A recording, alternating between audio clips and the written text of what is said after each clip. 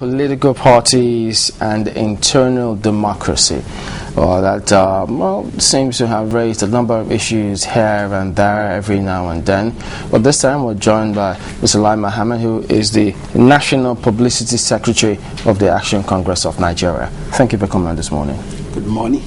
Well, then, I know that it's not a matter that is strange to you. You even made some recent comments about some convention lately. But would you say, if we were to start introspective from your party, in the light of what a number of people have said about selection, handpicking, and all of those accusations, that your party is making some progress concerning internal democracy? Well, it is true that there have been allegations of lack of internal democracy within our party. But we've always come out to say that people don't even understand what internal democracy is all about. You see, internal democracy in any political party is guided by the constitution of the party. And you do not have a one prescription for all, ailment. Therefore, what might be internal democracy within one party might not be in another party. In other words, if the constitution of your party makes provision for primaries, then you must follow those provisions. Does yours have that provision? Absolutely, and we do follow it. The primaries? Absolutely, yes. But how come the last time when they had the local government election, we had people who came here protesting the fact that they don't like the fact that some persons were being imposed on them in Oshodi and some other areas about who should become the local government chairman? You see, in any political party or any association, anybody who is dissatisfied with your procedure is free to come and say so. Now, even those who came here, they were aware that there are provisions within the party to even appeal certain decisions of the party. You see, when there's election or primaries, it's what we call the season of protests and the season of petitions. But you are not going to have everybody agree at the outcome of your primaries. But the important thing is that you must be convinced that you've met the provisions of the Constitution. Well, I would have thought that it was for their own benefit. I mean, the benefit of the members of the party. That's why we will hold primaries that should be seen to be satisfactory to all. I mean, if there's a level playing field and everybody participates based on the rules that they all know, I mean, even if you lose at the end of the day, you should be able to go away and say, well, I played fair, and the rules and the game was fair. You see, what we cannot prevent is people protesting. But we always tell them, if your protestations or your petitions are genuine, we look into it. We look into them. Now, you see, you are dealing with probably, take the last local government elections. They were vying for position in about 57 local government areas, which means you were having about probably 10 aspirants from each local government. That's about 550, 560, 600 aspirants. And then for each local government again, you have about 7 slots for councillors, another 10 or 20. So we are talking about almost 2,000 people. There's no way that you are going to satisfy everybody. But the beauty of it is that today I'm not aware of anybody who left our party because of the lack of internal democracy within the party, because they do understand. And again, unknown to many people is that internal democracy is not absolute. What do I mean? We live in a multi-value, multi-ethnic, society, and you must respect those, values. Take, for instance, a local government like Ekpe, where you have 2 major ethnic groups. We have the Jabus, we have the, what you call the Eku Ekpe. Now, there is an unwritten rule among the people in Ekpe that if you pick a candidate from one particular constituency, which is say Ijebu Ekpe, this time around, you must pick from the next constituency, which is Ijebu. I mean, Ekpe, the next one. It's an unwritten rule, and if you don't abide by it, you will cause dissension within the community. I'll give you an example. In year 2007, the party decided at its national executive council meeting to reward all those who stood firm against the third term, saga, with automatic, re-election into the National Assembly, because the party believed that without those people there would be no democracy. The party also believed that while other people were collecting 10 million, 50 million, they remained, faithful to democracy. But when we go to certain localities, they told us, no, it cannot happen. That because, say like in Plateau, they said, look, this National Assembly issue is being rotated in the last 20 years between the communities. Therefore, we appreciate what you want, that you want to reward our members, but it cannot work. And we had to abide by the position of that community. Now, so it's not every time that this so-called, turn democracy is what the eye can see. Again, permit me, allow me comment there, because that is the magic that people really don't understand, because it goes beyond what the eyes can see. Absolutely, yes. And with people like you here, maybe perhaps you can open it a little bit so that some eyes can as well see. Just immediately after the PDP National Convention, we read in the papers, and good enough you're here, you were quoted as saying that, the PDP convention is a one-man show. Someone is actually tilting towards becoming a dictator. Absolutely. And people said, wait a minute, the ACN is not any different. Perhaps you appreciate more if you actually said that, and why you said that, what's the difference between that and your party? You see, normally we don't make it our duty to comment on how another party runs its, affair. But the moment Mr. President 2 weeks ago opened the Pandora box by lambasting all other opposition parties as being one-man parties, we decided to watch how they were going to conduct their own primaries. Secondly, we do appreciate and we concede that consensus building is a fact of democracy. But the difference between consensus and imposition. And what happened in the last PDP convention was like selecting members into an army mess committee. Because you see, the PDP on its own came out to say they were going to zone a particular position to a particular geopolitical zone. That was their business. And they also said those geopolitical zones should go and meet and come out with a consensus candidate. So the whole nation was waiting. When about a week ago, the Northeastern Zone came out with Dr. Babayo as the candidate. The whole nation had, and we were watching what was going to happen. But of course, shortly after that, the President said he was not going to have any of that. That is either Bamanga Tukul or nobody. And this is where we come in. Now, for two reasons. You see, PDP is not just a big political party. It also happens to be the ruling party in Nigeria today. And if the president of the country, who happens to be the leader in court of that party, will not tolerate internal democracy within his own party, and that same president is going to supervise general election, we begin to get worried. Did you hear the response of the PDP national chairman concerning that particular scenario, which some described as the Northeast emergence of Musa Babayo? To the effect that Alhaji Bamanga Tukur's response to the effect that Musa Babayo was reported in the papers to have been chosen by some governors in the Northeast, because he said that couldn't possibly be, because the procedure is that they have to bring it to the national level. No, you see this. You see, this is a very convenient argument. In all political parties, because of the plurality of our nation, we all zone positions to geopolitics, to geopolitical zones, and we leave it to the actors in those zones, the delegates in those zones. So it's what we call a convention within the convention.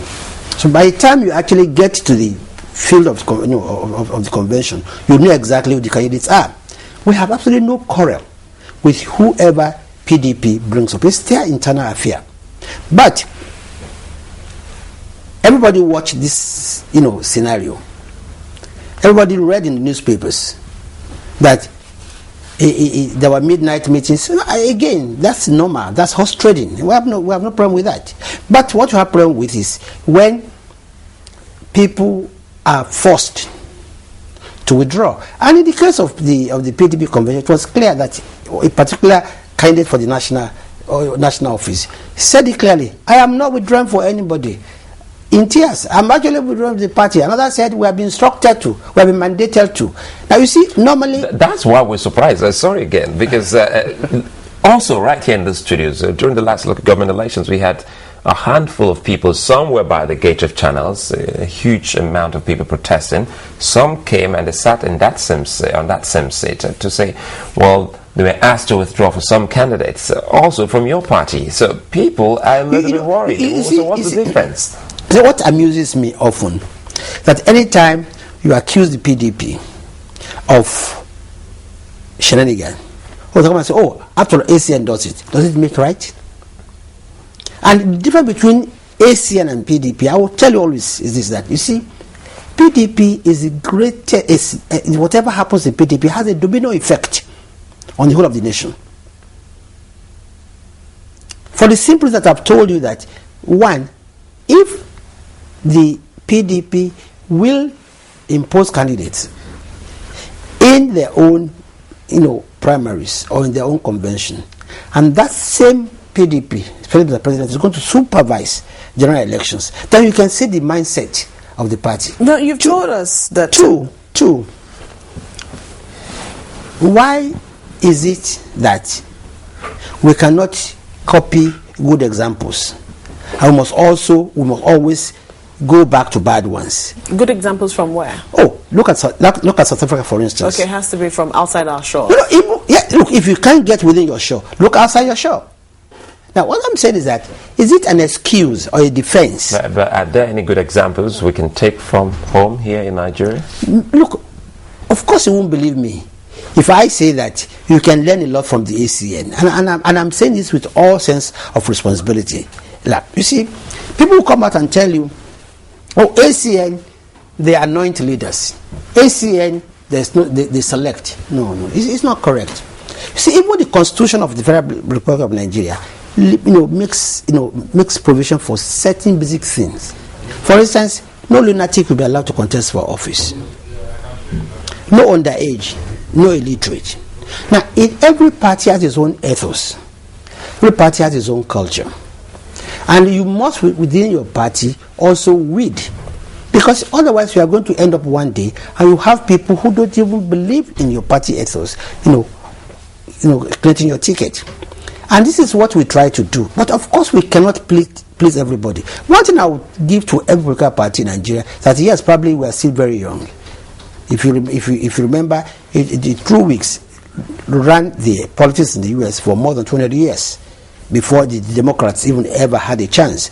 Ditto the Tory for about 250 years in the UK, one election, and they set the template and they set the what I call the moral tone.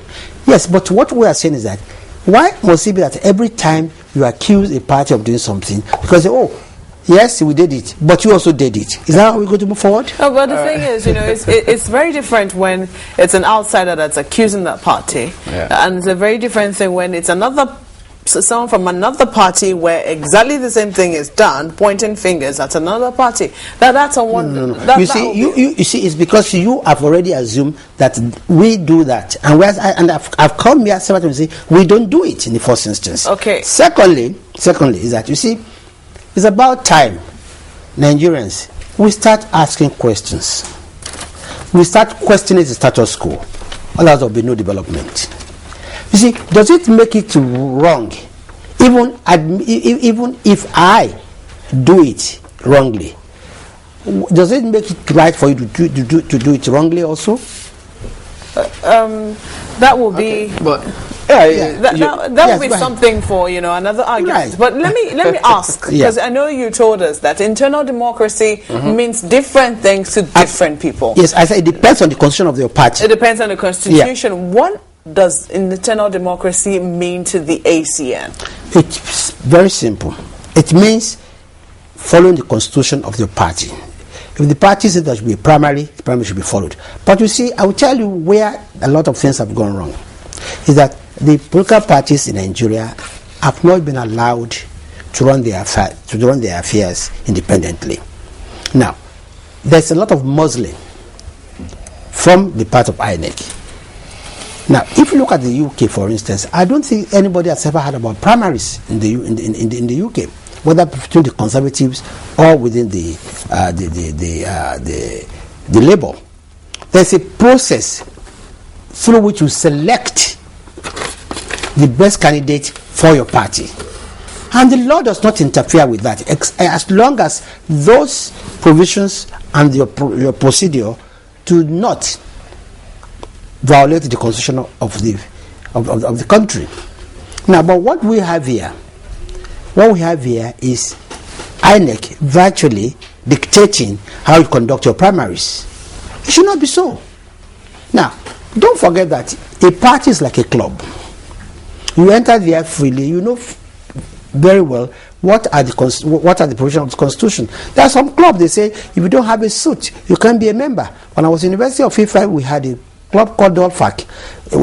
One of the prerequisites was that you must be able to afford a suit. If you cannot afford a suit, you couldn't be a member. Now you know about anybody's constitution.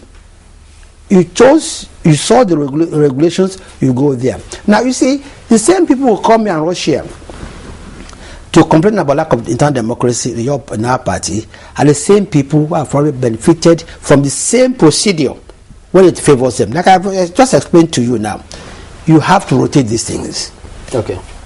All right, give us a moment. Let's get to Abuja, because we have Professor Femi Otubanjo, who is a political scientist and a member of the People's Democratic Party. He's been listening to some part of what you've said. And hello, Prof. Well, looking at, okay, we'll come to him in a moment, but I'd like you to respond here, Mr. Mohammed. The comment which is credited to the chairman of your party, Mr. Bisakon, Chief Bisakon, at the time, I know you remember that, the controversy where he said imposition of candidates is our style. No. You see, actually, Chief Bisakon was quoted out of context. And I know and I remember he gave a talk on this issue in the US when he went to address the convention of the party in the US.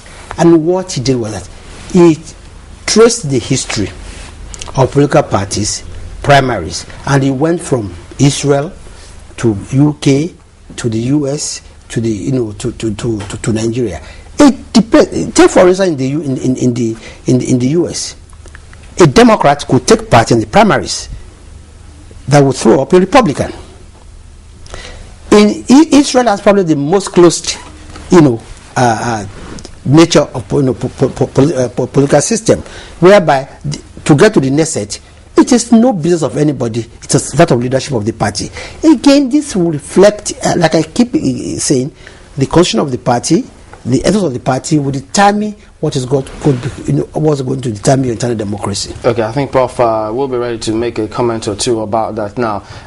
Morning, yes, you just held your convention, but some people, you also heard, I don't know if you heard that part where Mr. Mohammed picked some holes in the way some of your candidates emerged, and also some people say we will describe it as selection or election within the People's Democratic Party. What happened in the PDP is a function of its culture. I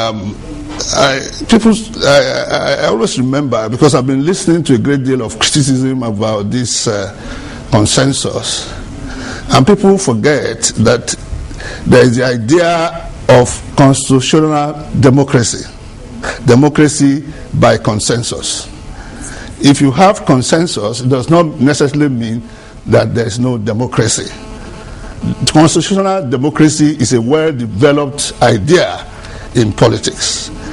Besides, the PDP is a party built on consensus. If you zone offices to different parts of the country, you're already talking consensus. Why should there be a problem if that consensus is played out in the allocation of the offices? I think that those who criticize the PDP must first understand the nature of consensus. Secondly, they must realize that party leaders have a responsibility to determine the goals of a party. They have a responsibility to be concerned about the stability of a party. They have a responsibility to be concerned about crisis within a party and to manage it. I must say here that when people talk about party politics, party democracy, they forget that we may in fact be more democratic than some of the developed countries at the court. In Britain, for example, it is only members of parliament who choose party leaders.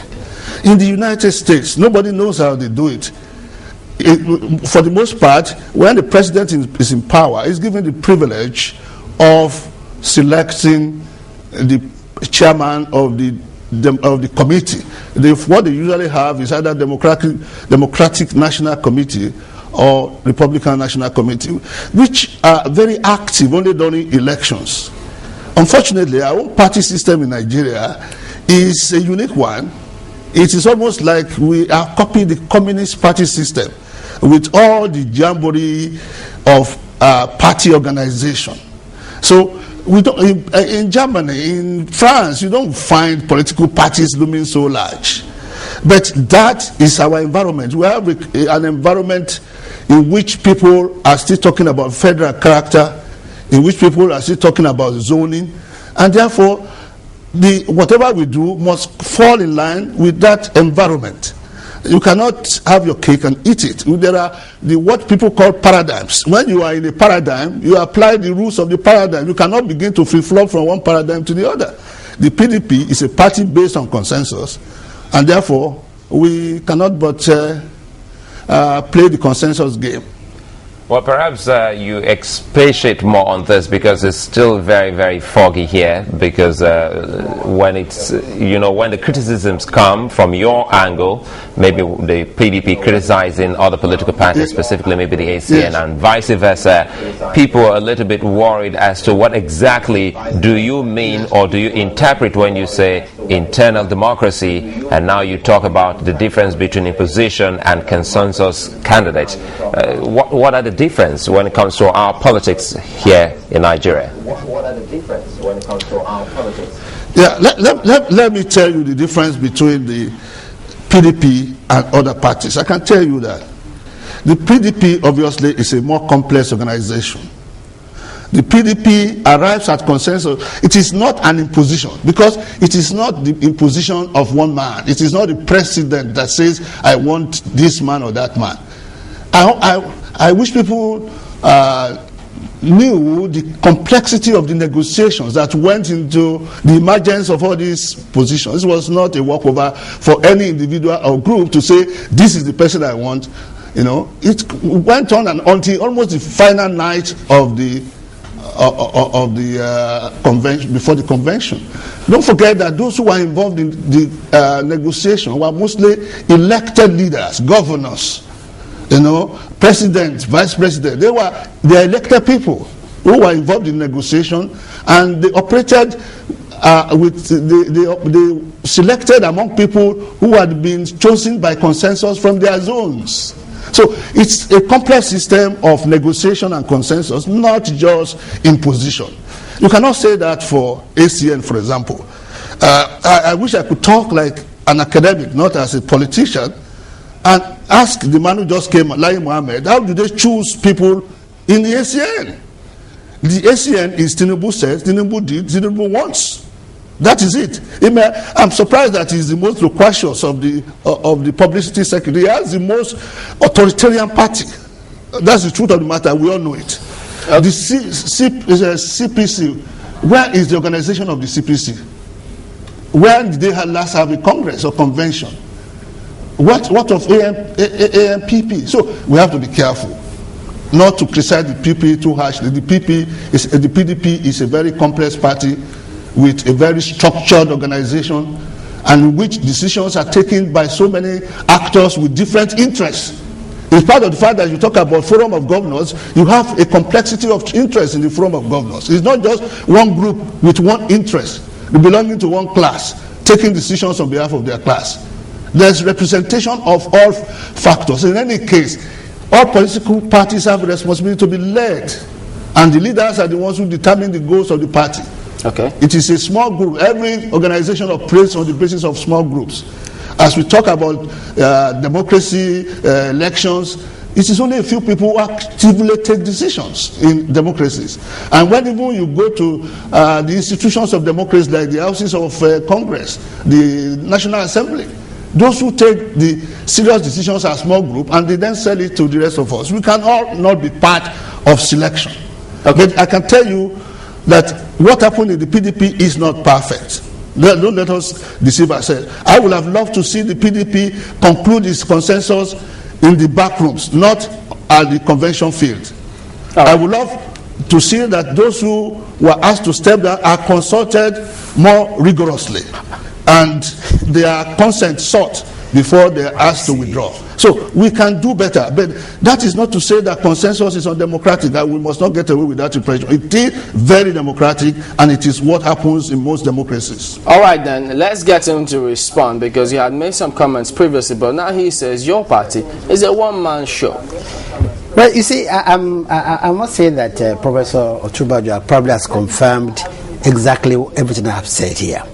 Now, my party being a one-man party, I think it's the figment of imagination of many people, and I don't know why this Tinubu strikes so much terror in the hearts of PDP leaders and the PDP, establishment. Is it terror? They think it's physician heal thyself. No, it's not correct. You see, it's a pity that those who live in Gladstones are the first to throw stones. Now, what has Tinubu ever done to impose any candidate? They will come and tell you Tinubu's wife is in the Senate. He must have influenced it. Therefore, what is it is law. We've forgotten that in this same country, President Obasanjo was president. His daughter was in Senate at the same time. His in-law Osumbo was governor in Edo State. Forgetting that the same PDP. Are you justifying that? No. I'm just you see. I'm just saying because everybody will come and say no. I'm not. No. I'm just saying that the fact that my wife runs for office doesn't necessarily mean it's nepotism. But we have never come out to criticize that. We've never. Now, there's a state in the federation where it's father, son, and daughter within the same PDP. We've not come out to criticize that because, like I keep saying, the internal, you see, how you run your party is your internal affair. He also asked, what is the decision-making process of your party? He said, look, he's answered it. He said that in any party, that the leadership of the party takes a lot of responsibility and decisions. Yeah, but there are procedures, there are stages. Exactly. What are the stages? Look, they have NWC, they have NEC, they have. Absolutely, what does it we have NWC, we have the ESCO, we have the National Strategic Committee meeting. Of course, we run our affairs very, very openly. Like he said, PDP is very complex, and then this and that. Yes, there's no party that's not complex. There's no party, that doesn't have the kind of complexity that PDP has. But one thing which I'm happy as admitted, which is true, is that the leadership of the party must protect the party.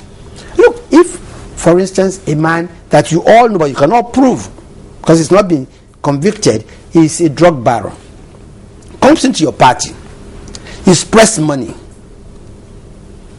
Now, the party has a responsibility to say, look, watch it. Which kind of person want him to represent us? So you do extra screening.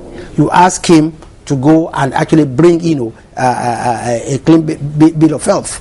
Or you look at a person and you say, this man, he just wants to use my ticket. Once he wins, he would camp to PDP. And of course, you don't allow that kind of thing. But what I'm saying is that there is nowhere in the world where the party leadership doesn't have a big responsibility in internal democracy of the party. And I'm happy that Prof also said that even in the UK, it's almost so close. It's party leadership that selects leadership. What we are saying, and I keep saying that, we would not have bothered at all how the PDP came about with their national officers. If not the president coming out to say that oh, we are the only democratic party. What happens in other parties does not happen in our own party.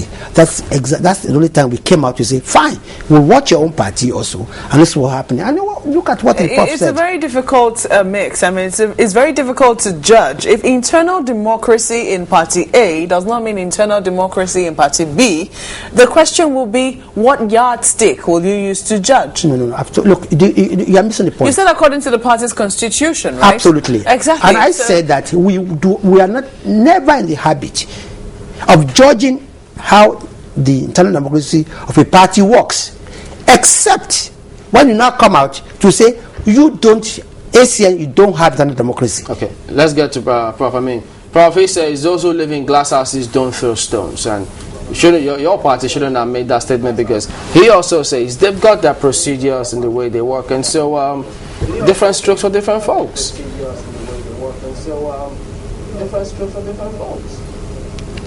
Well, I don't know why he should in fact use that proverb, because he is the one who forced through the first stone, and he's the one who is living in a glass house.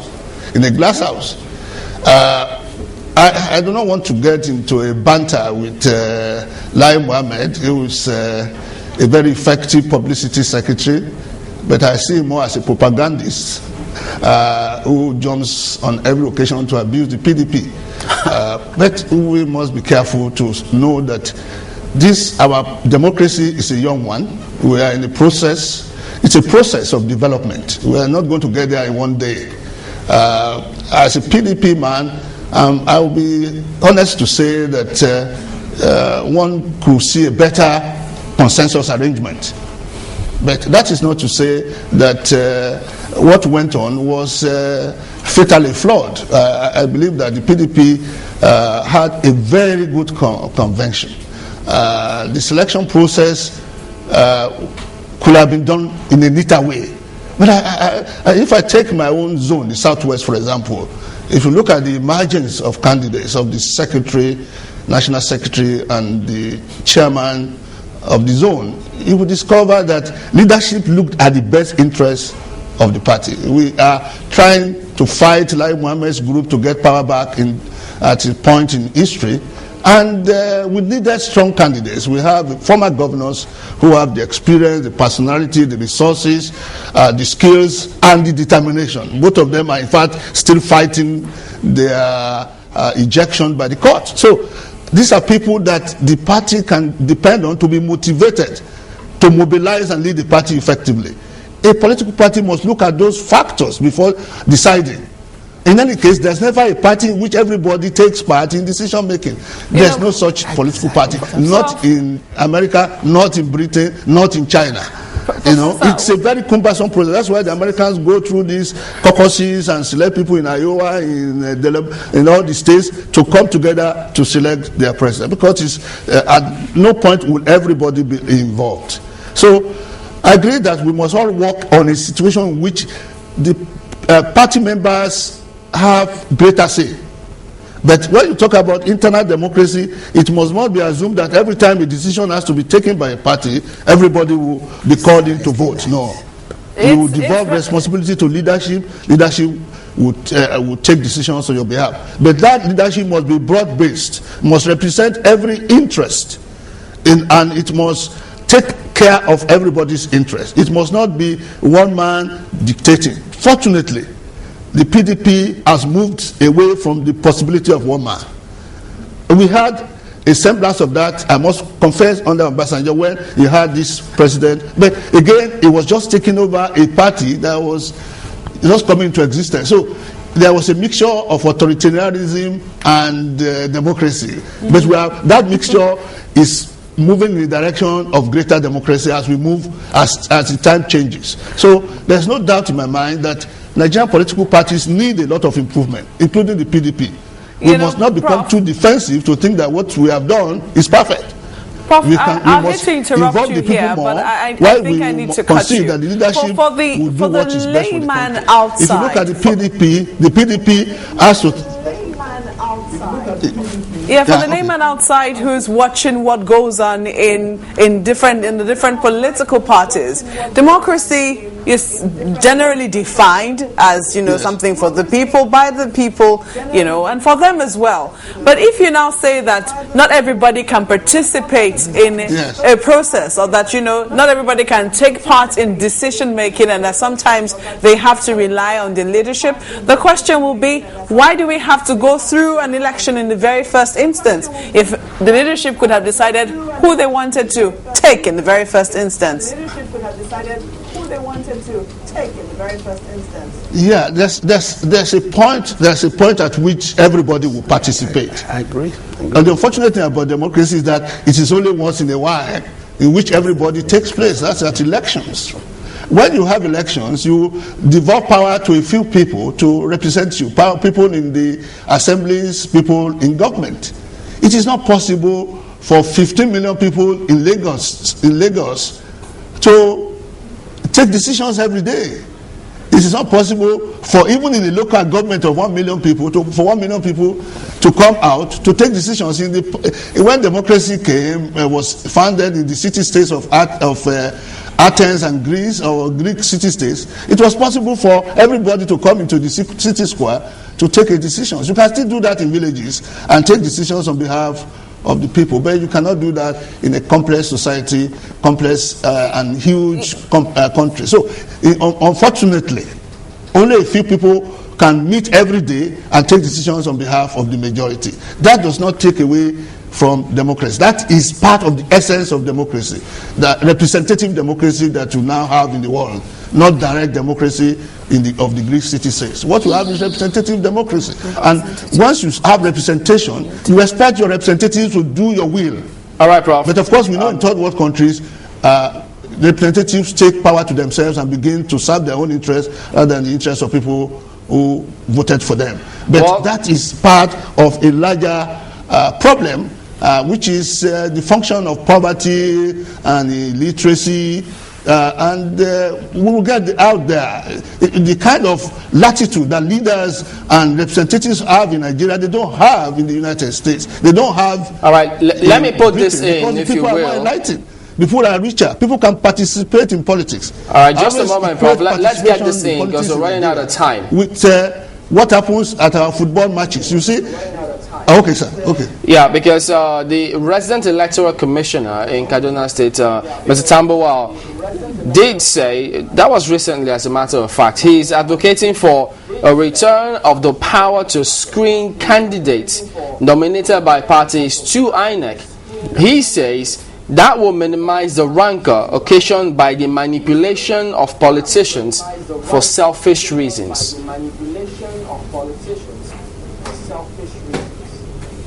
Well, I don't know. That's just a view. I don't see that there's anything sacrosanct about that.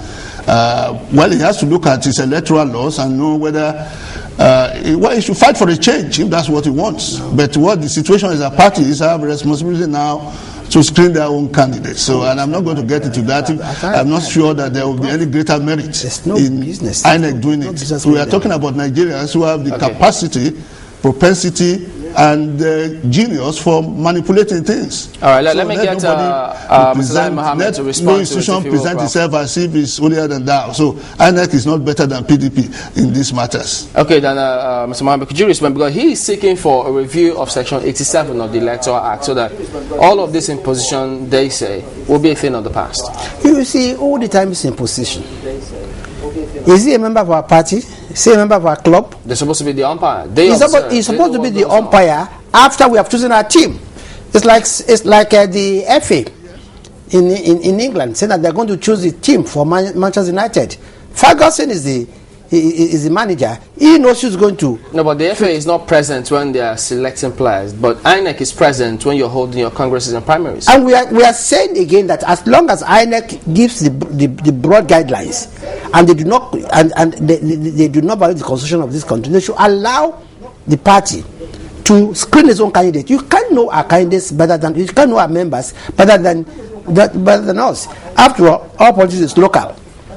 You have about probably you have 36 states, you have about 8,000, about 774 local governments, you have about 8,000, about 120,000 polling booths, and you have representatives there. Who does INEC know that is my representative in, say, Gakwa?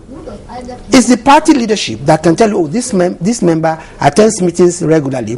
This member is, believes in the party's, ideals.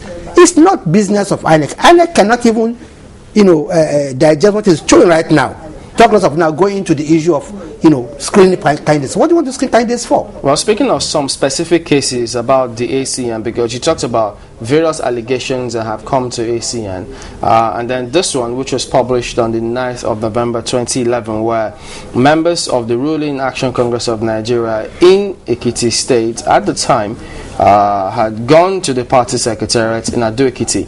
They say they were protesting the imposition of a former House of Assembly member, Honorable Rotimi Ajidara, as the chairmanship candidate of the party.